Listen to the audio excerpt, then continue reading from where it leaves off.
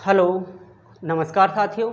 स्वागत है आपका अपने YouTube channel science field classes में, जिसमें आज का जो हमारा टॉपिक है वो थोड़ा अलग होने वाला है। वैसे तो आपको थंबनेल देख के पता चल ही गया होगा कि ये किसके बारे में है, फिर भी हम आपको बताते हैं कि ये आज का जो हमारा टॉपिक है वो आज हम पढ़ेंगे भुज के बारे में, कि भुज में क्या हुआ था। इसके बारे में समझेंगे कि किस तरीके से भारत के वीर सैनिकों ने 1971 के युद्ध में हमारी जो विजय थी उसको निश्चित किया।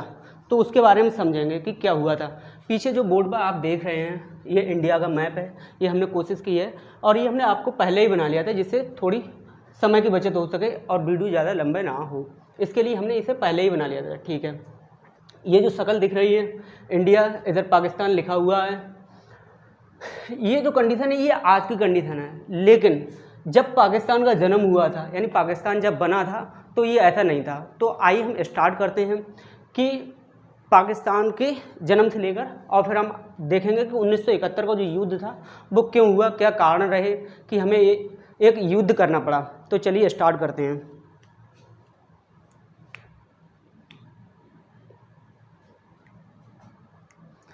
ये जो है ये पाकिस्तान इधर दिख रहा है और अब हम बात करते हैं 1947 से स्टार्ट करते हैं, जिसमें पाकिस्तान का यहाँ से जन्म होता है। तो बात है सन 1947 की, यहाँ पर लिख लेते हैं, यानी डेट थी 14 अगस्त 1947। ये वो दिन है जब दुनिया के नक्शे पर एक नए देश का जन्म हुआ जिसे पाकिस्तान कहा गया। जब पाकिस्तान का जन्म हुआ तो एक्चुअली वो ये पाकिस्तान नहीं था उस समय। इसका जो नाम था, जो पाकिस्तान का नाम था वो ये था, पूर्वी पाकिस्तान हुआ करता था। ये पूर्वी नहीं होगा, ये पश्चिमी होगा, पश्चिमी होगा। ये पश्चिमी पाकिस्तान होगा। पश्चिमी क्यों होगा इसके लिए हम आपको बता देते हैं कि ये पश्चिमी क्यों होगा। जो मैप होता है, मैप पे जो दिशाओं का निर्धारण होता है वो कुछ इस तरीके से होता है।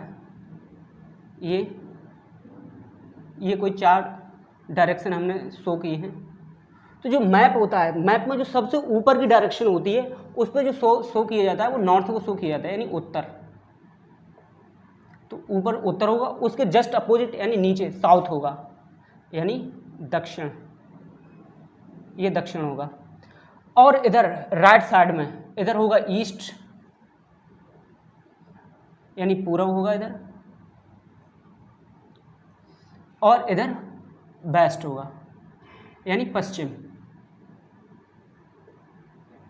ये होगा। अब इसके हिसाब से जो पाकिस्तान अभी है वो इंडिया के किधर है, पश्चिम में। तो जब इसका जन्म हुआ था 14 अगस्त 1947 को, जब ये दुनिया के नक्शे पर आया तो उस समय ये पश्चिमी पाकिस्तान हुआ करता था और एक पूर्वी पाकिस्तान था। पूर्वी पाकिस्तान ये यहाँ पर था, ये जो यहाँ पर है, ये जो एरिया है इस तरीके का, यहाँ पर डेल्टा है तो काफ़ी इसकी कोई नीचे सीमा नहीं है, काफ़ी आगे पीछे है। और एक ये नहीं कह सकते कि ये नीचे का प्लेन है या फिर एक सीधी लाइन में है, ये नहीं, कोस्टल एरिया है और यहाँ पर डेल्टा है, यहाँ पर गंगा और इधर से ब्रह्मपुत्र नदी आगे मिलती हैं। तो ये यहाँ पर जो है ये पूर्वी पाकिस्तान था।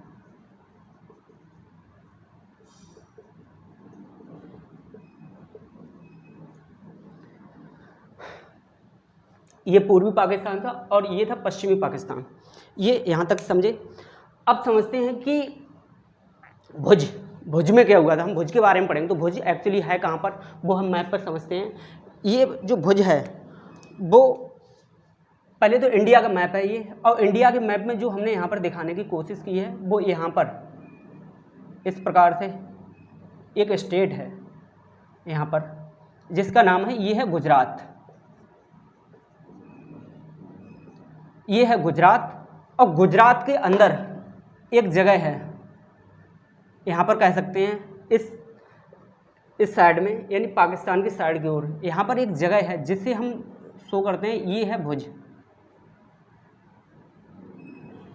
तो यहाँ से हमें पता क्या चला कि जो भुज है, भुज की लोकेशन किस स्टेट में है, तो वो है गुजरात में। गुजरात से अच्छा, गुजरात से 1-2 क्वेश्चन बनते हैं जो कि स्टेट लेवल के एग्जाम या वनडे जो एग्जाम होते हैं उनमें कभी कभी पूछ लिया जाता है।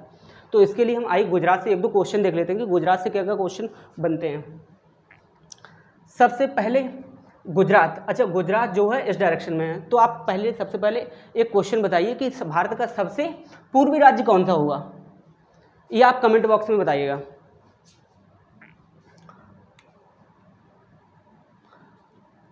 ये गुजरात है। गुजरात जो भारत का सबसे पश्चिमी राज्य है, आपको सबसे पूर्वी राज्य बताना है, उसका नाम लिखना है कमेंट बॉक्स में आकर। गुजरात भारत का सबसे पश्चिमी राज्य है, तो एक क्वेश्चन तो ये हुआ कि भारत का सबसे पश्चिमी राज्य कौन सा है, तो आपका आंसर क्या होगा, गुजरात होगा, पहली बात। दूसरा कि गुजरात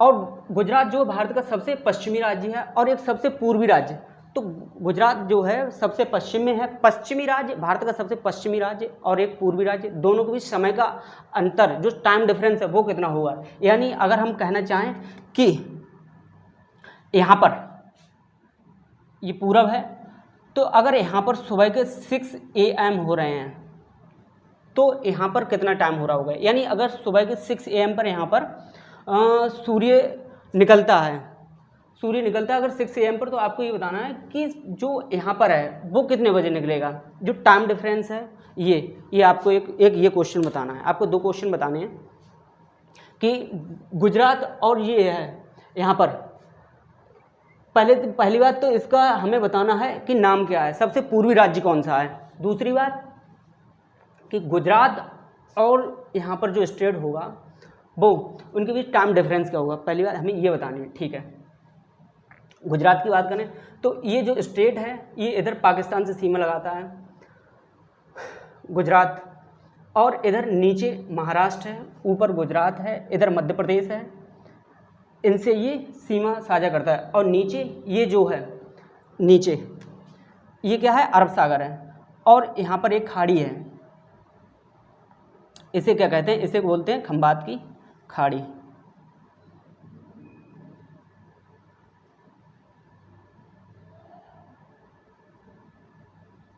इसे खंबात की खाड़ी। तो एक क्वेश्चन ये भी हो सकता है कि खंबात की खाड़ी किस स्टेट के पास में है, तो ये होगी गुजरात के पास में। ठीक है, ये तो नॉर्मल क्वेश्चन हुए जो कभी कभी एग्जाम में पूछ लिए जाते हैं, ये हम हटा देते हैं, हमारा जो मेन टॉपिक है उस पर हम आते हैं। ठीक है, अब हम जानेंगे कि गुजरात के भुज में क्या हुआ था। अच्छा, भुज में जो हुआ था उससे पहले हमें ये समझना होगा कि भुज में कब हुआ था, तो 1971 में हुआ था।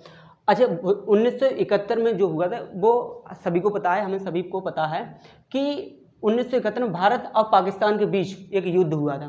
तो हम समझते हैं कि इस युद्ध का कारण क्या था, कि जो भारत के लिए पाकिस्तान से युद्ध करना पड़ा, उसके बाद हम भुज में आएंगे कि भुज में क्या हुआ था। तो हम पहले युद्ध की पृष्ठभूमि समझते हैं कि भारत और पाकिस्तान के बीच ऐसे क्या कारण रहे कि दोनों के बीच युद्ध हुआ। तो आइए हम इसकी स्टार्ट करते हैं। इसके लिए स्टार्ट करते हैं कि 1971 का जो युद्ध है वो क्यों हुआ था। उससे पहले हम समझते हैं कि इधर जो है वो पश्चिमी पाकिस्तान है और इधर जो है वो है पूर्वी पाकिस्तान।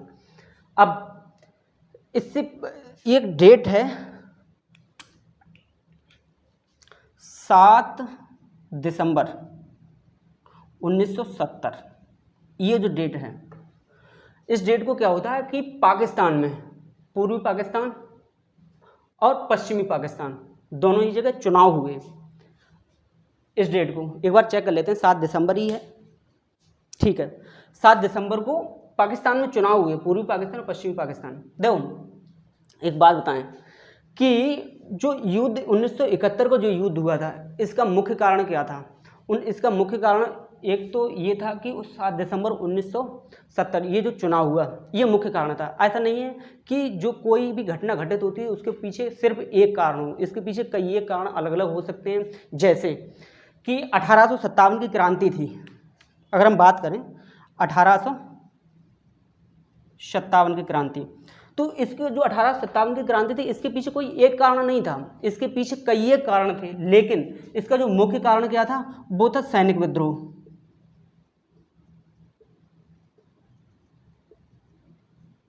इसका मुख्य कारण क्या था, सैनिक विद्रोह था। लेकिन इसके पीछे कई एक घटनाएं घटित हुई और कई एक मुख्य कारण थे। तो ऐसे ही जो 1971 का युद्ध है इसके पीछे भी कई एक कारण रहे। अगर हम बात करें अब 7 दिसंबर 1970 इसको चुनाव हुए पश्चिमी पाकिस्तान और पूर्वी पाकिस्तान में। ऐसा कहा जाता है कि ये जो चुनाव थे वो इससे पहले जो भी चुनाव हुए थे, चाहे पूर्वी पाकिस्तान में हो चाहे पश्चिमी पाकिस्तान, दोनों की एक ही बात थी, यानी हम अलग अलग कहें या फिर केवल पाकिस्तान कहें। अगर हम 70 की बात कर रहे हैं तो हम चाहे पूर्वी पाकिस्तान कहें चाहे पश्चिमी पाकिस्तान कहें या फिर केवल पाकिस्तान कहें। केवल पाकिस्तान कहने का मकसद भी दोनों से है, और पूर्वी पश्चिमी बोलें तब तो फिर दोनों हैं ही, ठीक है, इससे दिक्कत नहीं होना चाहिए।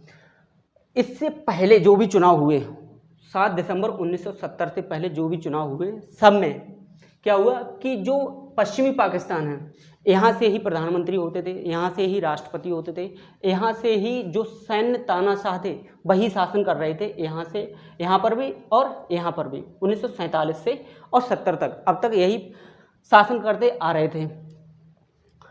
इन लोगों के बीच अगर हम डिफरेंस की बात करें यानी असमानता की बात करें तो इनके यानी पश्चिमी पाकिस्तान और पूर्वी पाकिस्तान के बीच काफ़ी अंतर था। किस चीज़ का अंतर था? ये लोग इनमें और इनमें, अगर हम पहली बात तो अगर समानता की बात करें तो इनके बीच यानी पश्चिमी पाकिस्तान और पूर्वी पाकिस्तान के बीच सिर्फ धर्म की समानता थी कि यहाँ पर भी मुसलमान रहते थे और यहाँ पर भी मुसलमान रहते थे, लेकिन इनके बीच अंतर बहुत था। क्या अंतर था कि ये लोग जो है इनका रहन सहन, खान पान, बोलचाल, भाषा सभी अलग अलग थी। ये लोग सिंधी, पंजाबी और उर्दू बोलते थे, और ये जो लोग थे पूर्वी पाकिस्तान के लोग ये बंगाली बोलते थे। यहाँ के लोग जो है इनके लिए अपने से श्रेष्ठ समझते थे पश्चिमी पाकिस्तान के लोग। इन्होंने पश्चिमी पाकिस्तान के लोगों ने कभी भी पूर्वी पाकिस्तान के लोगों को वरीयता नहीं दी। ये लोग अपने को श्रेष्ठ समझते थे। इनके लिए हेय की दृष्टि देखते थे। हेय का मतलब होता है नीच की दृष्टि से, यानी अपने समान ना समझना, अपने को श्रेष्ठ समझना। तो ये था इन लोगों को। तो इनके ये भी एक कारण था कि यहाँ के लोग जो है इनसे इतना खुश नहीं थे। ये लोग अपनी तानाशाही में रहते थे। यहाँ के जो सैन्य तानाशाह थे वो शासन करते थे। यहाँ का कोई भी नेता जो है यहाँ पर कभी भी चुनाव नहीं जीत के गया था, ना ही कभी प्रधानमंत्री बना। ऐसा भारत में फिलहाल कभी नहीं हुआ है और ना ही कभी होगा, क्योंकि भारत एक धर्मनिरपेक्ष देश है। तो ये यहाँ के थे। इन लोगों के अंदर तो इस चीज़ की भावना यहाँ पर पहले से ही पनप रही थी कि ये लोग हमें इस तरीके से क्यों नहीं देखते हैं। अब बात करते हैं 7 दिसंबर 1970 की। ये जो यहाँ पर चुनाव हुआ, ऐसा कहा जाता है कि ये जो चुनाव था अब तक का सबसे निष्पक्ष चुनाव था, कोई इसमें गड़बड़ी नहीं हुई थी, ऐसा कहा जाता है। एक सेकंड अभी रुकिए।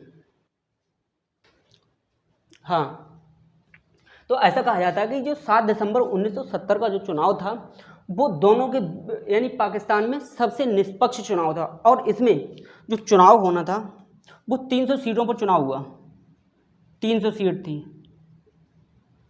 ये टोटल सीट थी। टोटल सीट 300 थी। इसमें से जो टोटल 300 थी इसमें से 162 सीट हैं पूर्वी पाकिस्तान में थी,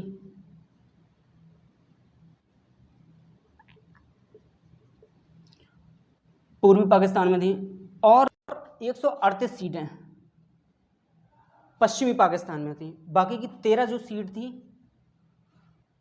13 सीट वो महिलाओं के लिए रिजर्व थी।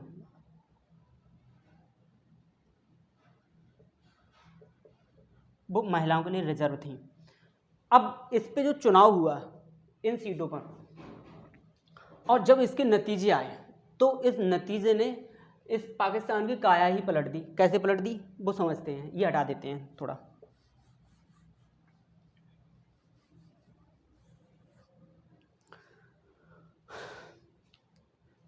जब इस चुनाव के नतीजे आए तो क्या हुआ, जब इसके चुनाव हुआ तो इस समय जो पश्चिमी पाकिस्तान में जो मुख्य पार्टी थी वो चुनाव लड़ रही थी, वो थी पाकिस्तान पीपुल्स पार्टी। उस पार्टी का नाम था पाकिस्तान पीपुल्स पार्टी।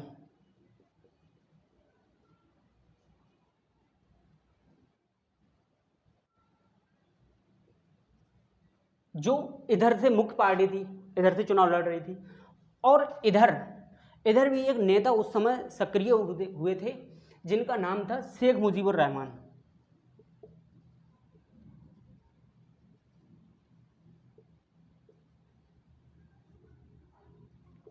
इस समय ये जो नेता थे इधर पूर्वी पाकिस्तान में ये चर्चा में थे और इनका बहुत ही अच्छा रिस्पांस मिल रहा था पूर्वी पाकिस्तान से, लेकिन ये पूर्वी पाकिस्तान से थे। और पाकिस्तान पीपुल्स पार्टी ये मुख्य पार्टी थी। इस पार्टी के इस समय जो अध्यक्ष थे वो थे जुल्फ़िकार अली भुट्टो। जुल्फ़िकार अली भुट्टो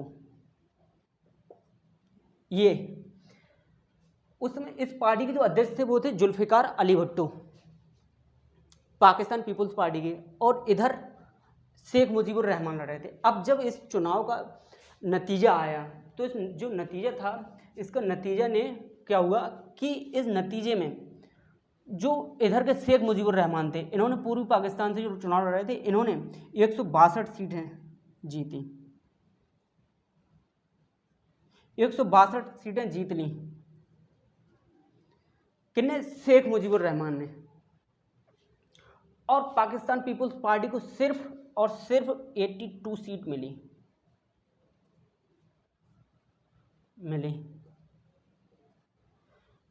बस ये था इस चुनाव का नतीजा। अब 162 सीटें शेख मुजीबुर रहमान, ये वही शेख मुजीबुर रहमान है जिनकी बेटी आज वर्तमान में जो बांग्लादेश इसी का नाम है पूर्वी पाकिस्तान का। तो वर्तमान में जो बांग्लादेश की प्रधानमंत्री हैं कौन? शेख हसीना।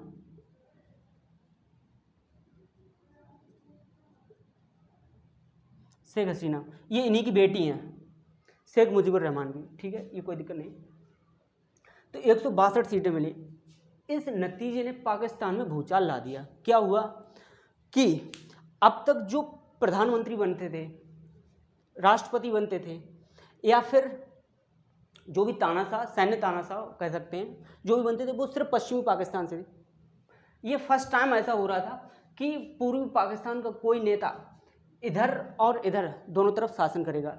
इस समय 1970, तो इस समय जो यहाँ के राष्ट्रपति थे, पाकिस्तान के राष्ट्रपति, इधर लिख लेते हैं,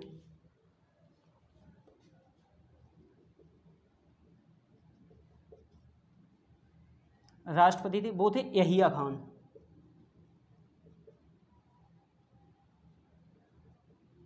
यहिया खान राष्ट्रपति यहिया खान थे। और जो पाकिस्तान पीपुल्स पार्टी है इसके जो अध्यक्ष थे वो थे जुल्फ़िकार अली भुट्टो।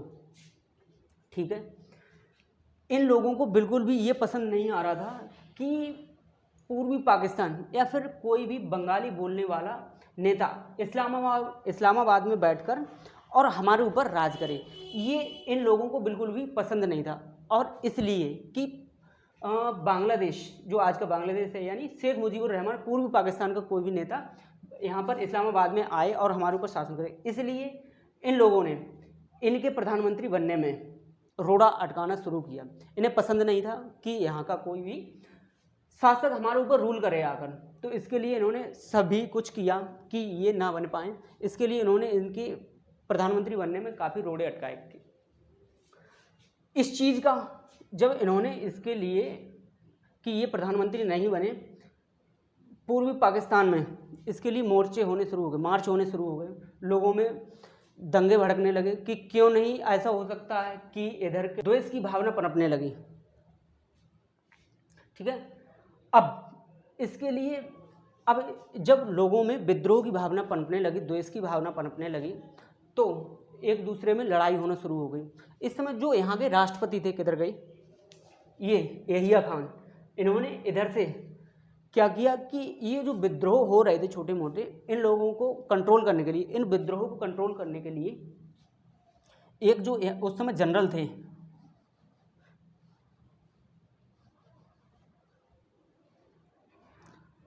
थे जिनका नाम था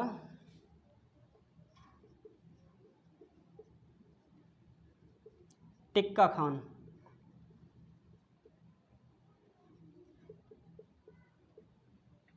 ये जनरल थे टिक्का खान। इन्होंने इधर से यहाँ भेज दिया पश्चिमी पाकिस्तान से पूर्वी पाकिस्तान के लिए। जो पाकिस्तान के राष्ट्रपति थे यहिया खान, उन्होंने उन विद्रोहों को कंट्रोल करने के लिए, नियंत्रित करने के लिए इनको पश्चिमी पाकिस्तान से पूर्वी पाकिस्तान भेजा कि आप जाइए और वहाँ पर जो विद्रोह हो रहे हैं उन पर कंट्रोल कीजिए। लेकिन इस बंदे ने क्या किया, ये जो बंदा है ये पूर्वी पाकिस्तान में आया, उस समय पूर्वी पाकिस्तान ही था, तो ये पूर्वी पाकिस्तान में आया और इसने क्या किया कि पूर्वी पाकिस्तान में जो लोग, इसने एक संगठन खड़ा किया कि वहाँ पर जो लोग हैं जो बंगाली ही बोलते थे, बंगाल में रहते थे, यानी ये जो उस समय बंगाल ही था, तो जो बंगाली बोलते थे, बंगाली भाषा बोलते थे और यहीं पर रहते थे, लेकिन इसकी आज़ादी के खिलाफ थे ये लोग। ये जो विद्रोह की भावना थी इतनी भड़क चुकी थी कि इन लोगों ने आज़ादी की मांग करना शुरू कर दिया।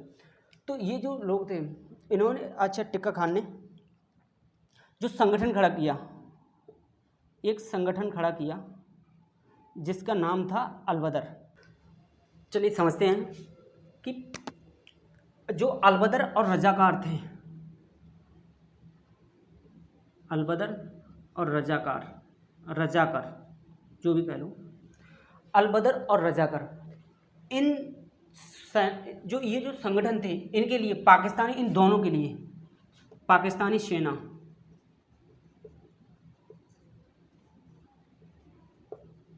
ने इनके लिए प्रशिक्षण दिया कि किस प्रकार से क्या करना है और इनके लिए हथियार मुहैया कराए।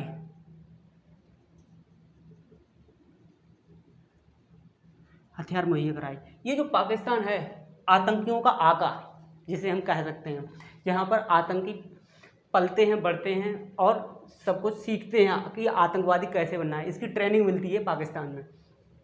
ये शुरू से ही इसके नेचर में ये रहा है।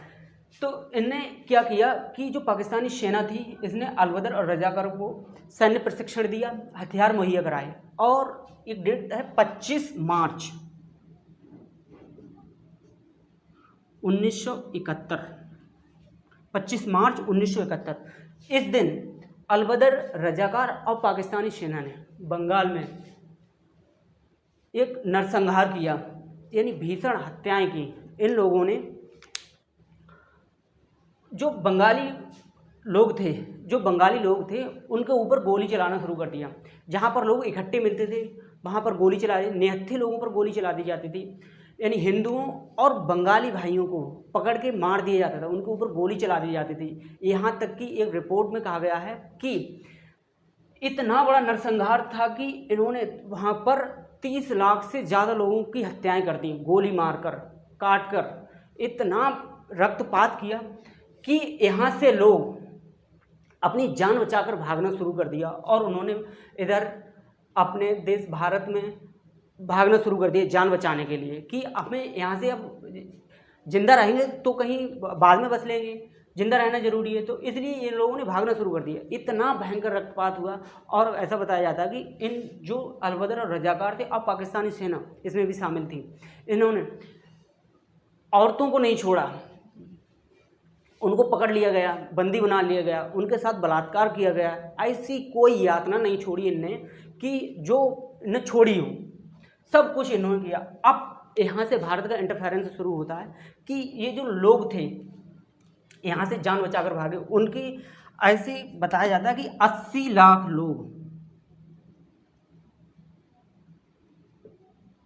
ने यहाँ से अपना घर छोड़ दिया। ये हम नहीं बोल रहे, ये एक रिपोर्ट है जिसमें बताया गया है 80 लाख लोगों ने यहाँ से अपना घर छोड़ दिया और भारत में आना शुरू कर दिया, अपनी जान बचाकर ये लोग वहाँ से भाग खड़े हुए। अब इतनी बड़ी संख्या को देखकर भारत की जो सरकार थी उस समय, जो प्रधानमंत्री थी यहाँ की, अपने इंडिया की जो प्रधानमंत्री थी पीएम, उस समय इंदिरा गांधी थी।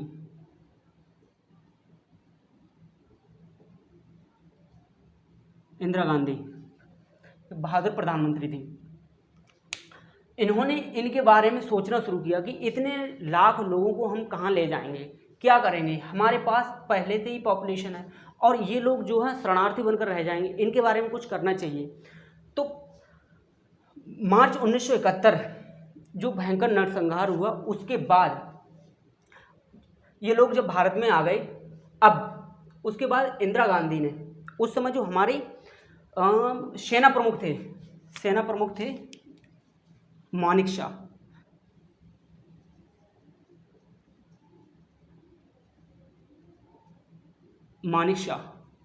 जनरल मानेक शाह, जनरल जो मानेक शाह थे ये थे सेना प्रमुख उस समय 1971 में। तो और ये बात है मार्च की, मार्च 1971 की।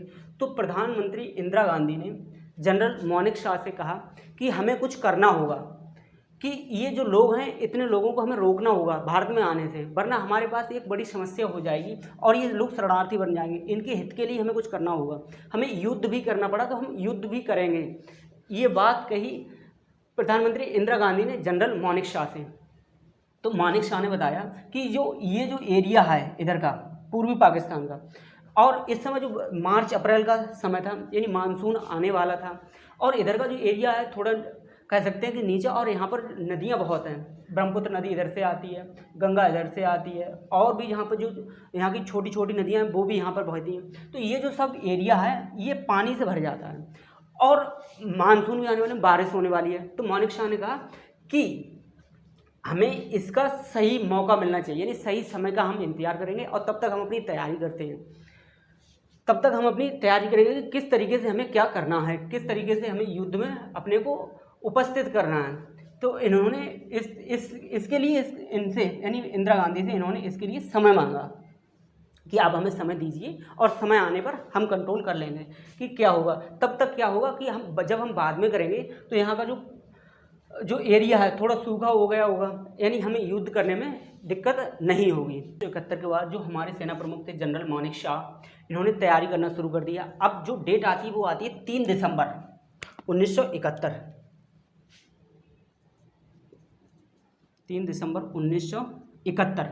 ये वो डेट है जिस दिन इन पाकिस्तानियों ने भारत पर हमला किया। क्यों हमला किया? क्योंकि जो यहाँ से पूर्वी पाकिस्तान के लोग थे लगभग 80 लाख लोग, उन्होंने भारत में शरण ली। तो शरणार्थियों की समस्या से निपटने के लिए इंदिरा गांधी ने इसमें इंटरफेयर करना शुरू किया। तो इस चीज़ को इन्हें रास नहीं आया और इन्होंने 3 दिसंबर 1971 को भारत पर हमला किया वायुसेना के द्वारा। और इन्होंने एक जगह नहीं, जम्मू कश्मीर, पंजाब, राजस्थान और गुजरात सभी जगह हमला किया। यूपी में आगरा को मतलब टारगेट किया गया।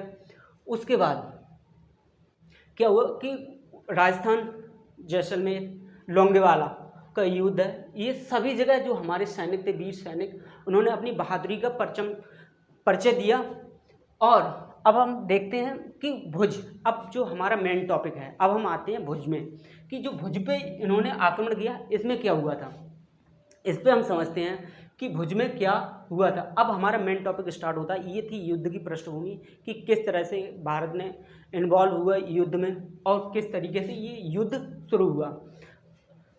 इसके बाद आप समझते हैं भुज यानी गुजरात में, जब पाकिस्तानियों ने हमला किया गुजरात में वैसे सभी जगह हमला किया था, लेकिन जब गुजरात में, अब हम गुजरात के बारे में पढ़ते हैं यानी भुज के बारे में, जब पाकिस्तानियों ने भुज पे हमला किया तब यहाँ के जो भुज में जो ड्यूटी थी यानी वायुसेना में जो स्क्वाड्रन लीडर थे, वायुसेना में स्क्वाड्रन लीडर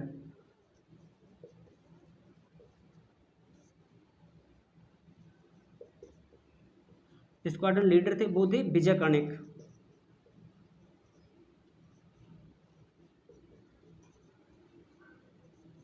कर्णिक। इस समय भुज में जो इंचार्ज थे, स्क्वाड्रन लीडर थे विजय कर्णिक। इन्होंने आक्रमण किया। अच्छा, जब कोई युद्ध होता है तो दोनों तरफ से ही युद्ध होता है, कोई भी जो लॉस होता है वो दोनों तरफ का होता है। ऐसा नहीं है कि भारत और पाकिस्तान के बीच युद्ध हो रहा है तो सिर्फ भारत की तरफ से ही गोलियां चलेंगी, उधर से वो कि पानी वाले गुब्बारे फेंक के मारेंगे। उन्होंने भी किया, यानी हमारा भी नुकसान हुआ और उनका जो नुकसान हुआ उनकी तो भरपाई वो लोग आज तक नहीं कर पाए हैं। इन्होंने इधर से आक्रमण किया और लगातार जो यहाँ की एयर स्ट्रिप थी, भुज में जो एयर स्ट्रिप थी, देख देते हैं, एयर स्ट्रिप थी, इस पर लगातार 16 बम दागे। और बम कौन थे? नेपाम बम थे, नेपाम बम दागे। किस पे? एयर स्ट्रिप पे, जहाँ से जो जहाज होते हैं वो लैंडिंग करते हैं या फिर टेक ऑफ करते हैं, उड़ान भरते हैं और आगे उतरते हैं, उस पर एयर स्ट्रिप पर लगातार 16 बम दागे, जिससे जो भुज की एयर स्ट्रिप थी वो पूरी तरीके से मतलब टूट गई या फिर ऑपरेशनल की स्थिति में ना रह सकी। अब इनके पास सबसे बड़ा चैलेंज था कि अगर हमें लड़ना है, इन लोगों से लड़ना है, तो हमें ये जो एयर स्ट्रिप है इसे किसी भी हालत में ऑपरेशनल रखना होगा। ये इनके पास सबसे बड़ी चुनौती थी।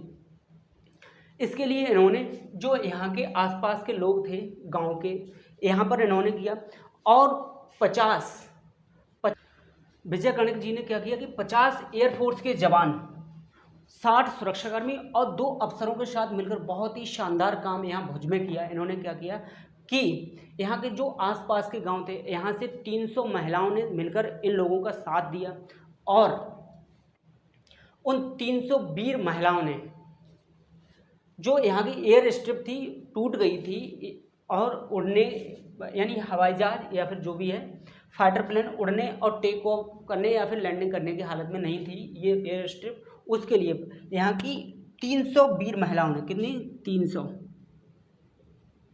वीर महिलाओं ने,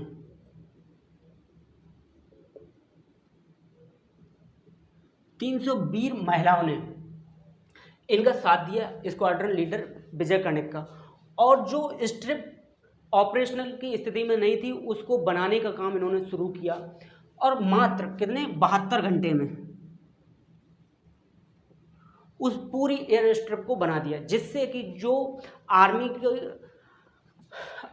की जो फ्लाइट थी वो यहाँ पर लैंड कर सके और उनसे लड़ाई लड़ सके। तो इसके लिए इन्होंने बहुत ही शानदार काम किया विजय कर्णिक जी ने, और इन महिलाओं ने मिलकर सभी ने साथ दिया, और मात्र 72 घंटे के अंदर वो पूरी एयर स्ट्रिप को दोबारा से बना दिया, जिससे वहाँ से फिर इन्होंने अपना काम अच्छे से किया यहाँ ने। और इधर के लिए इन्होंने फिर बमबारी शुरू की, यहाँ पर सभी जगह इनको इस हालत में लाकर कर दिया कि जो पूर्वी पाकिस्तान और अब इस समय दोनों तरफ इन 2 फ्रंट वार चल रहा था, एक इधर और एक इस साइड में, यानी दोनों तरफ युद्ध चल रहा था। इधर पाकिस्तान की 93,000 सैनिक, जो कि हमारी एयरफोर्स और आर्मी के द्वारा पूर्वी पाकिस्तान में बंदी बना लिए थे, कितने 93,000 सैनिकों को बंदी बना लिया गया युद्ध में, और इन लोगों को दिखा दिया कि भारत के लोग कैसे होते हैं। भारत के जो जवान थे उन्होंने अपनी बहादुरी का पराक्रम दिखाया, और इनके लिए इनकी औकात दिखा दी कि तुम कहाँ पर हो, और हमारा इंडिया है, यहाँ पर देश प्रेम कितना है हमारे अंदर, हम क्या क्या कर सकते हैं। यहाँ तक कि हमारी देश की 300 वीर महिलाओं ने भी हमारी जो एयरफोर्स है उनका साथ दिया, और इनके 93,000 सैनिकों को बंदी बना लिया। और जो पाकिस्तान के सेना प्रमुख थे उनसे कहा कि या तो आप युद्ध कीजिए वरना फिर आप सरेंडर कीजिए। तो फिर जो उनके पाकिस्तान की जो सेना थी, उनके जो इनको ऑपरेशन कर रहे थे, उन्होंने हथियार डाल दिए और कहा कि हमारे सैनिकों को छोड़ दीजिए, आप जो कहेंगे उसके बदले में हम आप वही करने को तैयार हैं। ये था हमारे देश के वीर सैनिकों का वर्णन। इन्होंने जो पाकिस्तान के थे, इन्होंने जब अपनी हार मानी तो उसके लिए हमारे सैनिकों ने उनके साइन करते हुए फ़ोटो भी लिया था, हम आपको पिक्चराइजेशन करा देते हैं। और किस तरीके से हमारे देश के वीर सैनिकों ने पाकिस्तान और पूर्वी पाकिस्तान और पश्चिमी पाकिस्तान, जो आज का बांग्लादेश, अब जो बांग्लादेश हो चुका है, इसका नाम अभी क्या है, बांग्लादेश है, ठीक है।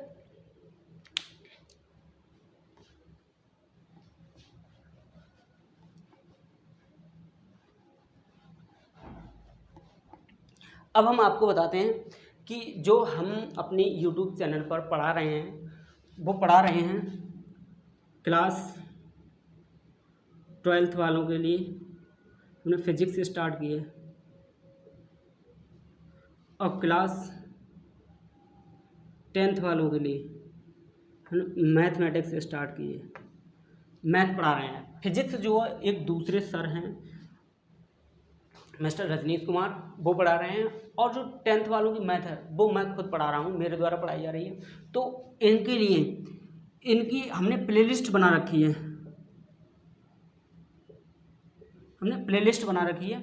जिस किसी को ये वीडियो चाहिए उसके लिए हम इसका जो वीडियो का लिंक है वो हम इसके डिस्क्रिप्शन में दे देंगे, आप वहाँ से देख सकते हैं। और आप क्या करेंगे कि यदि आपके फ्रेंड सर्कल में या फिर आपके लिस्ट में ऐसा कोई पढ़ने वाला बच्चा है जो इन क्लास में पढ़ता हो, बाकी का हम बहुत ही जल्दी 9th 11th